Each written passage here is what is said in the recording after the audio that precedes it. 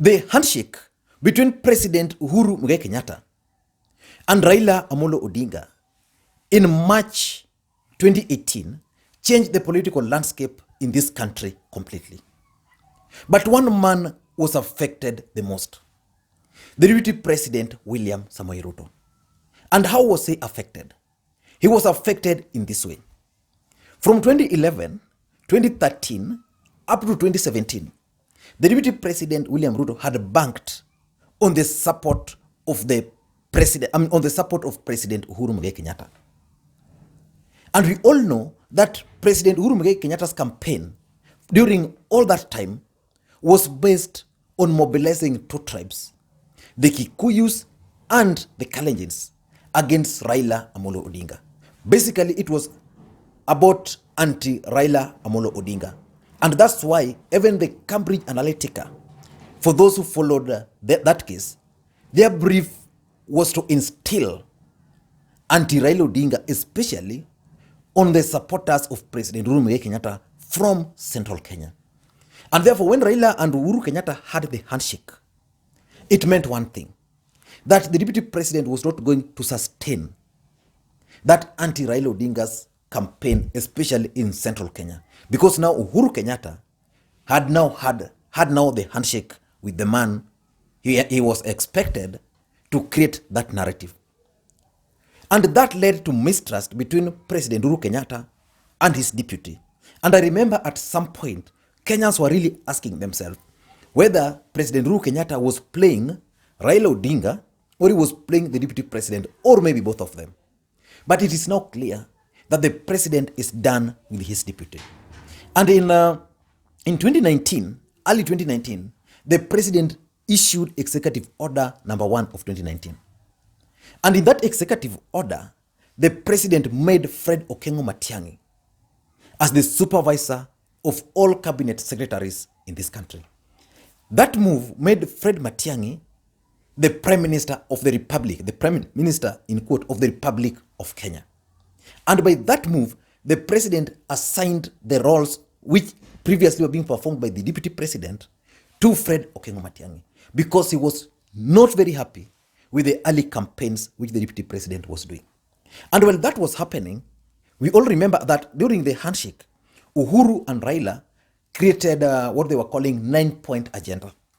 A 9-point agenda was supposed to lead through the Building Bridges Initiative team, which was formed by the president, was supposed to lead into collection of views, which was eventually going to lead into a referendum. And from the onset, the two principals, Raila and Uhuru, were not very keen on welcoming the deputy president on board. I don't know personally why that happened, but it was clear there were strategies to lock out the DP out of the entire process. And that's why when the president and Raila Odinga launched this project, launched the BBI report at the Bomas of Kenya late last year, it was clear for everybody to see that there was move to strategically lock out the DP. But the deputy president became very smart, and his team, because during that process, at some point they started opposing it openly. But the moment the report was launched, the deputy president and his team easily embraced that particular report. But still there were suspicions that probably that might not be the real report, that there could be another report somewhere. And I remember opining during that time that these guys, the two guys, were basically cornering the deputy president to support this report. And I also remembered talking about this issue, like, was it possible that the deputy president had changed the strategy of supporting this report? Because by that time, he had been isolated completely. But from the moment the report was launched, and from the moment the campaigns began, it was clear that these two guys were still not very keen on the deputy president supporting the BBI report. So I knew all along that either Raila and Uhuru wanted the deputy president to oppose this report, and I think I did a video on that, or the deputy president wanted a strategy or wanted an avenue to use to oppose the report. And that's why when yesterday, was it yesterday or the other day, he announced that he was going to stop reggae. I asked myself a simple question. Has he swallowed the bait to oppose this report, or is it a good strategy for him to oppose this report? Because even if he supported it, at the end of the day, his input will not work much. And when the BBI went to Narok, we also what happened. And that was an opportunity for the DP and his team. Remember, his team basically boycotted that process. But will he succeed in stopping this reggae? Because as Herman Manyora puts it, Raila and Uhuru are already playing the reggae, and people are dancing.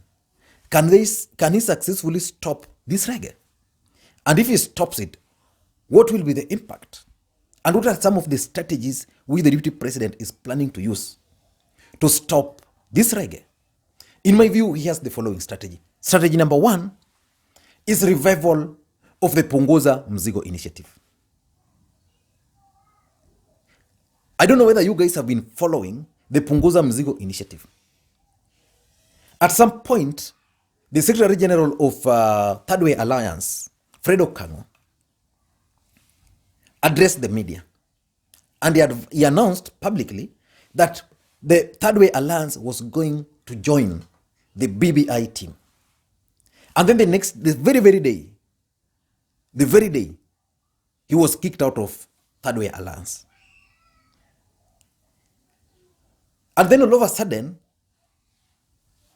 Ekuru Akwat announced that they were planning to revive the Punguza Mzigo initiative.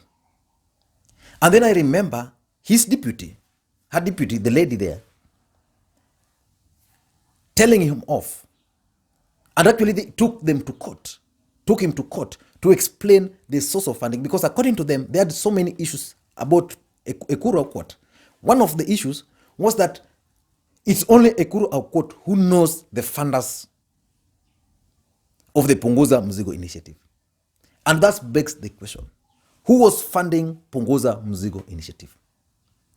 Those who have been here can remember clearly that I maintained during that time that the only hope for the deputy president then was to ensure the success of Punguza Mzigo initiative.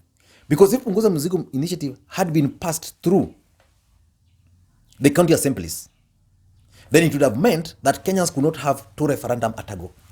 So BBI could have died a natural death. And because the Punguza Mzigo initiative is very sweet, Kenyans really embraced it because of the messaging. It was very sweet. It meant if it passed there, likelihood of it going through a referendum was also very high. And because it collapsed, that's what brought the confusion. And if you are keen, you'll realize that the moment Punguza Mzigo announced that they were going to revive this Punguza Mzigo initiative, the allies of the deputy president have gone slow on the BBI. So strategically, I think the deputy president might be considering funding Punguza Mzigo again as a strategy of inciting the public against the BBI. Because the BBI they have a big problem, and the problem is about communications. They're not communicating clearly, which Punguza Mzigo was doing. And their messaging has been eroded. Like it's appearing that it's all about creating positions for the political elites in this country. While Punguza Mzigo was basically designed in a way that it was like people driven. It was like going to address the main issues affecting this country. So that's the first strategy that the DP is going to use. Revive Punguza Mzigo. Number two, I think, and this is very clear, the DP is going to oppose or to the campaign BBI in his strongholds. And what are some of his strongholds? Central Kenya and Rift Valley. And if you are in doubt, I want you to just monitor the last 2 weeks how Team Tangatanga have been talking about BBI. Are they supporting it or are they opposing it? So basically what they are doing is decampaigning it.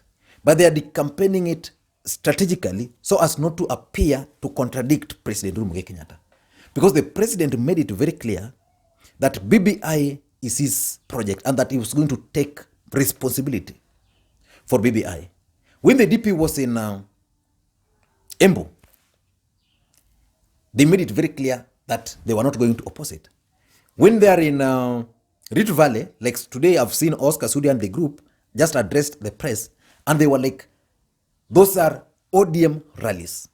Remember, the president is clear that he's the one who will take responsibility, but these guys are referring to it as ODM rallies.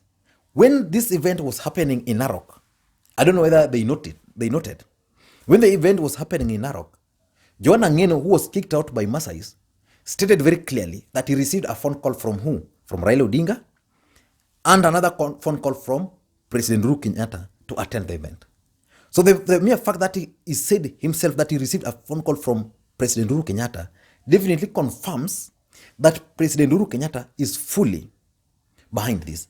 But despite that, they're still decampaigning this entire process. Number 3, I think they also have a strategy of sabotaging any initiative which is aimed at popularizing BBI in central Kenya. And they're likely to start creating those parallel meetings they were talking about. Remember today, Mount Kenya Foundation and Central Region Economic Forum, Bloc, are supposed to hold a meeting to discuss or to take a stand on BBI. And that meeting is basically Team Keleweke meeting. And because that meeting is happening, what these guys have done is that they've also organized another meeting through what they call the Mount Kenya Parliamentary Group Caucus. And we're going to see such kind of moves in the few coming days. So basically, any move which is going to try and promote the BBI in central Kenya and in Rift Valley, all those moves will be sabotaged. And lastly, the propaganda against the BBI. Today, the deputy president, who is supposed to be the principal assistant to the president, is ideally the person who should be explaining to Kenyans the content of the BBI, why Kenyans should support the Building Bridges initiative. But what is happening to the DP and his team? Propaganda. I want to give you a very good example of what happened in Narok. Using Lekina Oledama made some statements. Those statements might appear reckless, but those are those are issues affecting Masais, the historical land injustices in Masais.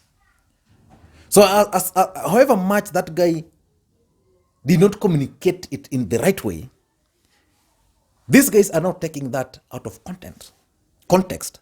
That this guy meant that non-Masais should not purchase land in Masai. While these Masais are saying there's land injustices in Masai land. And for us, we are pastoralists. Our lands are agricultural land. So if you purchase land in Masai, let that land remain. Because there's also laws which guide the lands in this country. Let those land remain. But don't buy land purposely with the sole aim of subdividing it and bringing people to purchase. Because by doing that, what you are doing, you are killing the Masais. Yeah, so their population is being, because, most of them are ignorant. So someone is selling you a land at 20,000. You subdivide that land into 8 pieces, you sell it at 100,000. So you bring a population there of around 10 people. Then the neighbors the same. Then they bring. But you see, these guys are nomads. You find a Manyata here, you find another Manyata very far. So they are saying that we don't want that. If you buy land, let it remain agricultural land. So that even when we have droughts, then our cows can pass by there. And you see, it's not specifically about Narok. You go to Laikipia. The other year you saw how someone just killed over, were they 200 cows belonging to Masais? So this propaganda are going to be sustained. But whether it's going to succeed or not is something I don't know. Because what I know is that the Building Bridges initiative train has left the station. It began with Kisii, Kakamega, Mombasa. It went to Kitui, Narok. It's going to Meru. Then it's going to go to other places. I don't know what you think, but I don't think the deputy president will succeed in stopping the Building Bridges initiative. The point he was supposed to stop it passed. I don't know what you think, but if you are bumping on this video for the first time, I want you to take a second or two and hit the subscribe button so that next time we produce a video like this one, you get notified. And to the subscribers, I want to continue. Thank you guys for your continued support. Because without that support, this channel will not be where it is. Thank you guys, and please may you have a good day. Bye-bye. By the way, remember to give the video a thumbs up, and remember to give the video a thumbs down if you don't like it.